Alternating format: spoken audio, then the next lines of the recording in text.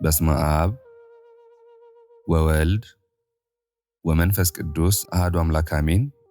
ውድና የተከበራችሁ የዚህ መንፈሳዊ ማዕድ ተካፋይ የሆናችሁ ኦርቶዶክሳውያን እህት ወንድሞቻችን የእግዚአብሔር አብ ጸጋ፣ የእግዚአብሔር ወልድ ቸርነት፣ የእግዚአብሔር መንፈስ ቅዱስ አንድነትና ኅብረት ከሁላችን ጋር ይሁን። እነሆ የዐቢይ ጾም የመጀመሪያ ሳምንት ጌታችን መድኃኒታችን አምላካችን ኢየሱስ ክርስቶስ ስለኛ ሲል ከሰማየ ሰማያት መውረዱን ከቅድስት ድንግል ማርያም ከሥጋዋ ሥጋ ከነፍሷ ነፍስ ነስቶ ሰው መሆኑን የምናስብበትን ዘወረደን በሰላም አጠናቀን በቸሩ አምላካችን ፍቃድ ወደ ሁለተኛው የጾም ሳምንት ወደ ቅድስት በሰላም ተሸጋግረናል። እንኳን አደረሳችሁ፣ እንኳን አደረሰን። ዛሬ ዓለም በቴክኖሎጂ በሩጫና በጭንቀት በብዙ ድምጾች በተወጠረችበት የሰው ልጅ የውስጥ ሰላም ርቆት በሚባዝንበት በዚህ አስጨናቂ ጊዜ እኛ ወደ አንድ ጸጥ ወዳለ የነፍስ ወደብ እንጓዛለን። ይህ ወደብ ቅድስት ይባላል። የዐቢይ ጾም ሁለተኛ ሳምንት የቅድስና ሁሉ ምንጭ ግሩምና ኃያል አምላክ ሁሉን የፈጠረ በግርማው የሚያስፈራ በፍቅሩ ግን ልብን የሚያቀልጥ እርሱ ልዑል እግዚአብሔር የቅድስና ሁሉ ባለቤት ነው። እርሱን ተቀደስ የሚለው ማንም የለም፣ እርሱ በባህሪው ቅዱስ ነውና። እርሱን ተባረክ የሚለው የለም፣ እርሱ ራሱ የበረከት ሁሉ ምንጭ ብሩክ ነውና። ይህን ኃያል ግሩምና ድንቅ አምላክ ስናስብ ነፍሳችን በሐሴት ትሞላለች። ይህ የከበረ አምላክ በዙፋኑ ብቻ አልቀረም። በእርሱ የባህሪ ቅድስና እኛን የሰው ልጆችን በአርአያውና በአምሳሉ ፈጥሮ ብሩክ ሆኖ ባረከን፣ ቅዱስ ሆኖ ቀደሰን፣ ሕያው ሆኖም ሕያዋን አደረገን። ከእርሱ በተገኘች የጸጋ ቅድስና ዛሬ እኛም ቅዱሳን ተብለን ተጠርተናል። የጌታ ቅድስና እንከን የሌለበት የማይጎድል የሚያነጻ የሚባርክና የሚያስተሰርይ ፍጹም ቅድስና ነው። ኦርቶዶክሳውያን ዛሬ ባለንበት የሕይወት ውጣ ውረድ ውስጥ ይህ የተሰጠንን የጸጋ ቅድስና እንዴት ነው ገንዘብ የምናደርገው? ልበ አምላክ ቅዱስ ዳዊት በመዝሙሩ ወደ ቅዱሱ መቅደስ እሰግዳለሁ በሁሉ ላይ ቅዱስ ስምህን ከፍ ከፍ አድርገሃልና በማለት የጠቆመን መንገድ አለ። ይህንን ክቡር ስጦታ ጠብቀን ለማቆየት በጾም በጸሎት በስግደትና በምጽዋት እንደዚሁም በበጎ ምግባራት መትጋት ይገባናል። በተለይም ክርስቲያኖች በሚሰበሰቡበት ሰንበት እግረ እግዚአብሔር በቆመበት ስሙ በሚጠራበት በተቀደሰው ቤተ መቅደስ የጌታን ስም ከፍ ከፍ ስናደርግ ቅድስናችን ይታደሳል። እነሆ ቅድስት ማለት የዘይቤ ፍቺው የተቀደሰች የተለየች ማለት ነው። ምስጢራዊ መልእክቱ ግን የምስጢረ አድኅኖተ ታላላቅ ሥራውን ለመጀመር መድኃኒታችን አምላካችን ኢየሱስ ክርስቶስ በገዳመ ቆሮንቶስ ገብቶ ከቆመ ሳያርፍ ከዘረጋ ሳያጥፍ የጾማት የ40 ቀንና ሌሊት ልዩ የሆነችና ክብርት ጾም የምትጀምርበትን ሁለተኛ ሳምንት ከልብ ያሳስበናል። ወደዚህ ጥልቅ ምስጢር መግቢያ በር የከፈተልን በረከቱ ይደርብንና ታላቁ ኢትዮጵያዊ ሊቅና የዜማው ጠበብት ቅዱስ ያሬድ ነው። እርሱ ለዐቢይ ጾም ሁለተኛው እሁድ ባዘጋጀው ድንቅ ምስጋና ዕለቱን ቅድስት ብሎ ሰየማት። ቅድስት ማለት የተለየች፣ የተመረጠች፣ የከበረች ማለት ነው። ይህች ዕለት እንዲህ የተሰየመችበት ምክንያት የጌታን ፍጹም ቅድስናና የዕለተ ሰንበትን ክብር ለማውሳት ነው። እግዚአብሔር አምላክም ፍጥረታቱ የእርሱን ስም በማመስገን ይኖሩ ዘንድ ለቅድስና ሕይወት ፈጥሯቸዋልና በሰንበተ እሁድ ክርስቲያኖች የቅድስና ተግባራትን ከሌላው ቀን አብዝተው ይፈጽማሉ። ዕለት ከተግባር ስም ከክብር የተባበረባት ክብርት ሰንበት ቅድስት ስለሆነች ቅዱስ ያሬድ ቅድስት ብሎ ጠራት። ይኸውም የምትቀድስ ከብራ የምታከብረን አክብረናት የምንከብርባት በመሆኗ ነው። ወደ ቅድስት ሳምንት ስንገባ በቅድሚያ ልናነሳውና ልናወድሰው የሚገባን የዕለታት አውራ የሆነችውን የሰንበተ ክርስቲያን እሁድን ታላቅነትና ክብር ነው። አሁን እኛ የሰው ልጆች በሥጋዊ ሩጫችን ተጠምደን በዕለታዊ የኑሮ ትግላችን ውስጥ ሆነን እሁድን እንደ ማንኛውም ተራ ቀን አሊያም ደግሞ ከሥራ ማረፊያና መዝናኛ ብቻ አድርገን አቅልለን አይተናት ይሆናል። ነገር ግን የእሁድ ሰንበት ስውር ኃይል፣ ክብሯና ሞገሷ ቃላት ከሚገልጹት በላይ እጅግ የላቀ ነው። እነሆ የብርሃን እናት፣ የፍጥረት መጀመሪያ ናት። እግዚአብሔር አምላካችን ሰማይና ምድርን ሲፈጥር በቅድሚያ ብርሃን ይሁን ብሎ ጨለማውን የገፈፈባት የመጀመሪያዋ የብርሃን ቀን እሁድ ናት። እሁድ የዘመናት ሁሉ መነሻ፣ የፍጥረት ሁሉ በኩር ናት። የትንሣኤም ጌጥ ናት። የዓለሙ መድኃኒት ኢየሱስ ክርስቶስ ሞትን ድል አድርጎ መቃብር ክፈቱልኝ፣ መግነዝ ፍቱልኝ ሳይል በታላቅ ኃይልና ሥልጣን የተነሳባት፣ የሰው ልጅ ከሲኦል ባርነት ነፃ የወጣባት ታላቋ የድል ቀን ናት። የመንፈስ ቅዱስ መውረድ ጰራቅሊጦስ የሆነባት ዕለትም ናት። ሐዋርያት በጽርሐ ጽዮን ተሰብስበው ሳሉ መንፈስ ቅዱስ በእሳት አምሳል የወረደባት፣ ቤተ ክርስቲያን በይፋ የተመሠረተችባት ቀን እሁድ ናት። የዘላለም ተስፋ ዳግም ምጽአትም እሁድ ናት። ጌታችን ኢየሱስ ክርስቶስ በክበበ ትስብዕት በግርማ መለኮት በቅዱሳን መላእክቱ ታጅቦ ዓለምን ለማሳለፍ ዳግመኛ የሚመጣው በዕለተ እሁድ ቀን ነው። ኦርቶዶክሳውያን እንግዲህ ያስቡት፣ ብርሃን የተፈጠረባት፣ ጌታ የተነሳባት፣ መንፈስ ቅዱስ የወረደባትና ጌታ ዳግም የሚመጣባት ይህች ዕለት ምን ያህል ኃይል አላት? እስከ መቼ ትከብራለች ብንል ይህች ምድር አልፋ አዲስ ሰማይና አዲስ ምድር ሲተካ እንኳን እሁድ ሰንበተ ክርስቲያን የዘላለም ዕረፍት ሆና ለዘላለም ትኖራለች። ስለዚህ ወዳጆቻችን ሰንበትን እናክብር። በእሁድ ቀን ወደ ቤተ መቅደስ በመገስገስ ነዳያንን በመርዳት የቻልን ሥጋና ደሙን በመቀበል ለእግዚአብሔርም ልዩ ክብር በመስጠት እናሳልፋት። ከዚህ ሰንበት ዋዜማ ጀምሮ እስከ ዕለተ ሰንበት ድረስ ቅድስና ይዘመራል። ቅድስት ቤተ ክርስቲያናችንም ሰንበቱን ስለ ቅድስና ልጆቿን ታስተምርበታለች። በቅዳሴ ጊዜ የሚሰበከው ምስባክ፣ የሚነበቡ መልእክታት፣ የሐዋርያት ሥራና ወንጌል ስለ ቅድስት የሚያስተምሩ ናቸው። ቅዱስ ያሬድ በጾመ ድጓው እንዲህ በማለት ይማጸናል። ለእግዚአብሔር ተገዙ፣ ስሙንም ጥሩ፣ ሥራውንም ለአሕዛብ ንገሯቸው። ሰንበትን አክብሩ፣ እውነትንም አድርጉ፣ ብል የማያበላሸው ሌባም የማያገኘው በሰማያት ያለ መዝገብን ለእናንተ ሰብስቡ። ተዘጋጅታችሁም ተቀመጡ፣ ክርስቶስ ወዳለበት ወደ ላይ አስቡ። ምንኛ ልብን ሰርስሮ የሚገባ ነፍስን የሚያነቃቃ ቃል ነው። ሊቁ ጊዜውን ቅድስት ብሎ የጠራባት አበይት ምክንያቶችም አሉት። የመጀመሪያው የዐቢይ ጾም ጅማሬ በመሆኑ ነው። ጌታችን አምላካችን መድኃኒታችን ኢየሱስ ክርስቶስ 40 ቀንና 40 ሌሊት የጾመው ጾም የመጀመሪያዋ ይህች ዕለት ናት።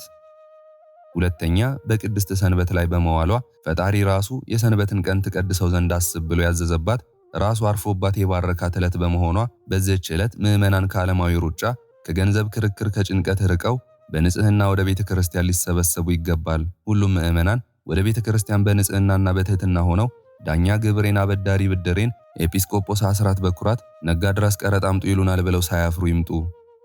ሶስተኛ የጾም ጊዜ በመሆኑ ይህ ጊዜ የጸሎት፣ የእንባና የስግደት እንዲሁም የዝምታ የአርምሞ ጊዜ ነው። ቅዱስ ያሬድ እንዳለው ጾም ማለት የጸሎት እናት፣ የትህትና እህት፣ የእንባ ምንጭና የመልካም ሥራ ሁሉ መጀመሪያ ናት። የመጨረሻውና አራተኛው የወንጌል ትእዛዝ በመሆኗ ነው። ይህች ዕለት እግዚአብሔር የሰራት ቀን ናት። ሐሴትን እናድርግ በእርሷም ደስ ይበለን እንደተባለው ዕለቱ የጌታ ቀን፣ የደስታና የእረፍት ቀን ነች። በዚህ የተቀደሰ ሳምንት በገሃድም በግልጽ በስውርም በረቂቅ ያሉ ቅዱሳንን እናስባለን፣ እናመሰግናለን፣ እንማጸናለን።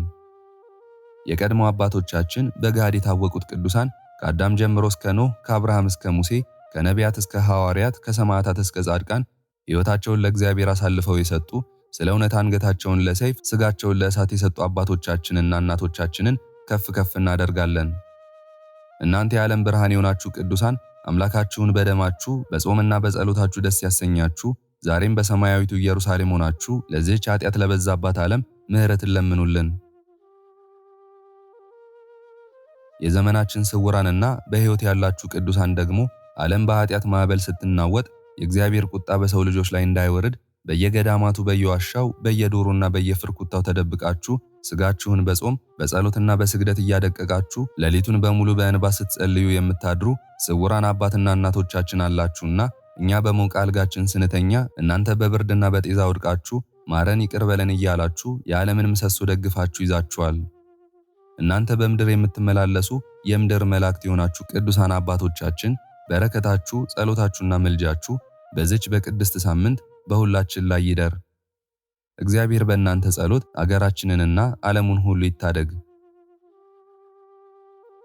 እነሆ ወደፊት የምትነሱ ቅዱሳን እግዚአብሔር በየዘመናቱ የራሱ የሆኑትን ቅዱሳን አያሳጣምና ወደፊትም ቤተ ክርስቲያንን የሚያበሩ ለትውልድ ብርሃን የሚሆኑ ቅዱሳንን ያስነሳልና ስሙ የተመሰገነ ይሁንልን። የእነዚህም ቅዱሳን በረከት ከወዲሁ ይደርብን።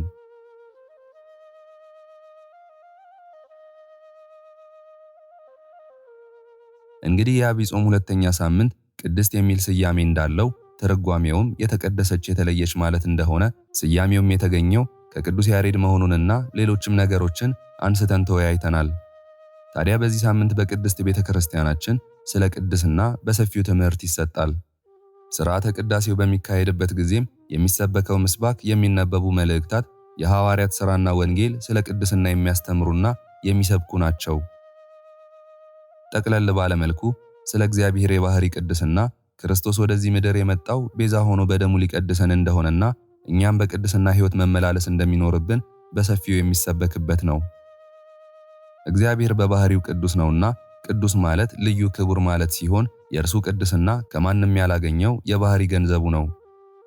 ቅዱሳት መጻሕፍትም የእግዚአብሔርን የባህሪ ቅድስና ደጋግመው የመሰከሩ ሲሆን ቅዱስ ቅዱስ ቅዱስ እየተባለም ይመሰገናል። እኛም ዕለት ዕለት ይትቀደስ ስምከ ስምህ ይቀደስ የምንለው በባህሪው ቅዱስ ስለሆነ ነው። የቅድስና ምንጭና ቅድስና የሚሰጥም እርሱ እግዚአብሔር ብቻ ነው። ክርስቶስ ወደዚህ ምድር የመጣው ለኛ ቤዛ ሆኖ በደሙ ሊቀድሰን ነው። በተነገረው ትንቢት መሰረት ዘመኑ ሲደርስ ጌታችን መድኃኒታችን አምላካችን ኢየሱስ ክርስቶስ በተዋህዶ ሰው ሆኖ በከበረ ደሙ ዋጀን፣ ከበደላችንም አነጻን። ቅዱሱ መጽሐፍም ነገር ግን እርሱ በብርሃን እንዳለ በብርሃን ብንመላለስ ለእያንዳንዳችን ኅብረት አለን፣ የልጁም የኢየሱስ ክርስቶስ ደም ከኃጢአት ሁሉ ያነጻል በማለት ይህንን እውነት ያረጋግጥልናል። በዚህ ቅድስት ሳምንት በቅድስና ሕይወት እንድንኖር ተጠርተናል። ዳሩ ግን እኔ ቅዱስ ነኝና ቅዱሳን ሁኑ ተብሎ ስለተጻፈ የጠራችሁ ቅዱስ እንደሆነ እናንተ ደግሞ በኑሯችሁ ሁሉ ቅዱሳን ሁኑ ተብሎ በተጻፈው መሰረት በቅድስና ሕይወት የመመላለስና የመኖር የመንፈሳዊ ግዴታ አለብን። ቅዱስ ጳውሎስ ለርኩሰት ሳይሆን እግዚአብሔር በቅድስና ጠርቶናል በማለት ተናግሯል። ስለሆነም የተጠራነው ለርኩሰት ሳይሆን ለቅድስና፣ ለሞት ሳይሆን ለሕይወት፣ ለውርደት ሳይሆን ለክብር መሆኑን ለአፍታ እንኳን መዘንጋት የለብንም። ሐዋርያው በገላትያ መልእክት ላይ እንደጠቀሰው የሥጋ ሥራ ተብለው ከተገለጡት ከዝሙት፣ ከርኩሰት፣ ከመዳራት፣ ጣዖትን ከማምለክ፣ ከሟርት፣ ከጥል፣ ከክርክር፣ ከቅናት፣ ከቁጣ፣ ከአድመኝነት፣ ከመለያየት፣ ከምቀኝነት፣ ከመግደል፣ ከስካር ከመሳሰሉት ርኩሰቶች ፈጽመን መለየት እንዳለብን በአጽንኦት መልእክት አስተላልፏል። በአንጻሩ የመንፈስ ፍሬዎች የሆኑት ፍቅር፣ ደስታ፣ ሰላም፣ ትዕግስት፣ ቸርነት፣ በጎነትና እምነት፣ የዋሃት፣ ራስን መግዛት በክርስትና ሕይወታችን ዘውትር መገለጥ እንዳለባቸው ተናግሯል። በመጨረሻም የተጠራነው በቅድስና ሕይወት እንድንኖር መሆኑን አውቀንና ተረድተን ዘውትር በጽኑ እምነትና በንስሐ ሕይወት ልንኖር ይገባናል። በተሰማራንበት የሥራ መስክ፣ በማኅበራዊ ኑሯችን፣ በምንበላው ምግብ፣ በምንለብሰው ልብስ፣ በንግግራችንና በመሳሰለው ሁሉ ለእግዚአብሔር ደስ የሚያሰኘውን በማድረግ እግዚአብሔርን በሚሞት ሥጋችን እናክብረው። እኛ ደግሞ ሸክምን ሁሉ የኃጢአትንም ጭንቀት ከእኛ አስወግደን በፊታችን ያለውን ሩጫ በትዕግሥት እንሩጥ። የእምነታችንንም ራስና ፈጻሚውን ኢየሱስን እንከተለው። እርሱ ነውርን ንቆ በፊቱም ስላለው ደስታ በመስቀል ታግሶ በእግዚአብሔር ዙፋን ቀኝ ተቀምጧል ተብሎ እንደተጻፈ ደምን እስከ ማፍሰስ ድረስ ተጋድሎ አድርገን ከኃጢአት ርቀን በቅድስና እንድንኖር ይገባናል። እነሆ ይህ ሳምንት ወደ ራሳችን የምንመለከትበት፣ ልባችንን የምንመረምርበት ነው። አንደበታችን ይጹም፣ ከሐሜት፣ ከክፉ ቃል፣ ከውሸት እንቆጠብ። ይቅር እንባባል፣ ቂም በቀልን ከልባችን እናውጣ። ጌታችን ኃጢአታችንን ይቅር እንዲለን እኛም የበደሉንን ይቅር እንበል። ለነዳያን እንዘርጋ። የጾማችን ፍሬ የሚታየው ለተራቡ በማካፈል የታረዙትን በማልበስ ነው። በጸሎትም እንትጋ። የዕለት ተዕለት ኑሯችንን ከእግዚአብሔር ጋር እናድርግ። የተወደዳችሁ ኦርቶዶክሳውያን፣ በዚች በተቀደሰችና በከበረች ዕለት ራሳችንን ወደ ውስጥ እንመልከት። እግዚአብሔር አምላካችንን እናመስግነው፣ በግርማው ፊት ወድቀን እናግንነው። ለሰጠን ማለቂያ የሌለው ፍቅርና ጸጋ ክብርን እንስጠው። አቤቱ ጌታችን ሆይ በዚች ቅድስት ዕለት በፊትህ ተንበርክከን እንለምንሃለን፣ እንማጸንሃለን። በኃጢአት በድካም በዓለም ውጣ ውረድ የቆሰለችውን ነፍሳችንን በቅድስና ፈውሳት። አገራችንን ሰላም አድርግልን፣ ፍቅርህን በልባችን አፍስስልን። ይህንንም የጾም ጊዜ በትጋት ጾመን ጸልየን ለድሆች ራርተን የበረከትና የርስቱ ተካፋዮች እንድንሆን አድርገን። የእግዚአብሔር ቸርነት፣ የእመቤታችን የቅድስት ድንግል ማርያም አማላጅነት፣ የቅዱሳን ጻድቃንና የሰማዕታት በረከት ከሁላችንም ጋር ይሁን። ልዑል እግዚአብሔር ጾሙን የሰላም የፍቅር የንስሐና የበረከት ጾም ያድርግልን። በቅድስት ሳምንት የጀመርነውን መንፈሳዊ ጉዞ አጠናክረን የቅዱሳኑን በረከት ተካፍለን ለብርሃነ ትንሣኤው በሰላም ለመድረስ ያብቃን። የታመሙትን ይፈውስልን፣ ያዘኑትን ያጽናናልን፣ የሀገራችንን ሰላምና አንድነት ይጠብቅልን። አሜን።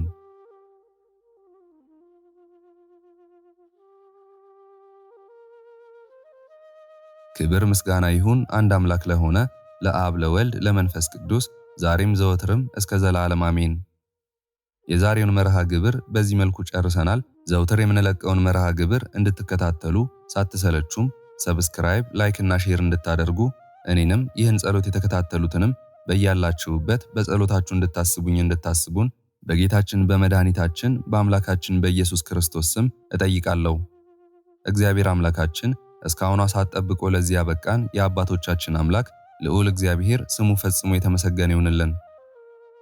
እመቤታችን ቅድስት ድንግል ማርያም ዘላለማዊ ስሟ የተወደደ ይሁንልን። ጻድቃን ሰማዕታት፣ ቅዱሳን መላእክት እንደየክብራቸውና እንደየማዕረጋቸው የከበሩ ይሁኑልን።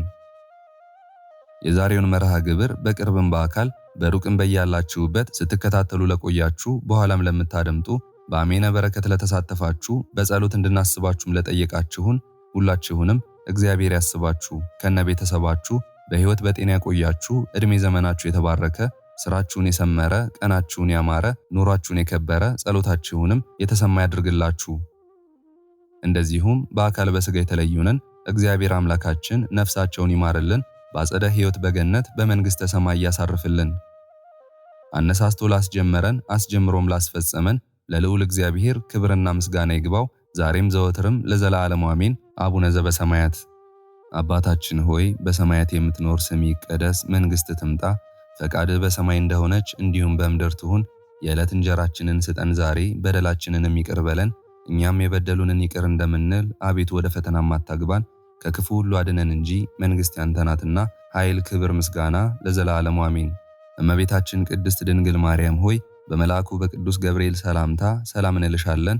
በሐሳብሽ ድንግል ነሽ፣ በሥጋሽም ድንግል ነሽ። የአሸናፊ የእግዚአብሔር እናት ሆይ ሰላምታ ላንቺ ይገባሻል። ከሴቶች ሁሉ ተለይተሽ አንቺ የተባረክሽ ነሽ። የማኅፀንሽም ፍሬ የተባረከ ነው። ጸጋን የተመላሽ ቅድስት ሆይ ደስ ይበልሽ፣ ልዑል እግዚአብሔር ከአንቺ ጋር ነውና ከተወደደው ልጅሽ ከጌታችን ከመድኃኒታችን ከኢየሱስ ክርስቶስ ዘንድ ይቅርታና ምሕረትን ለምኝልን ኃጢአታችንን ያስተሰርይልን ዘንድ ለዘላለሙ አሜን።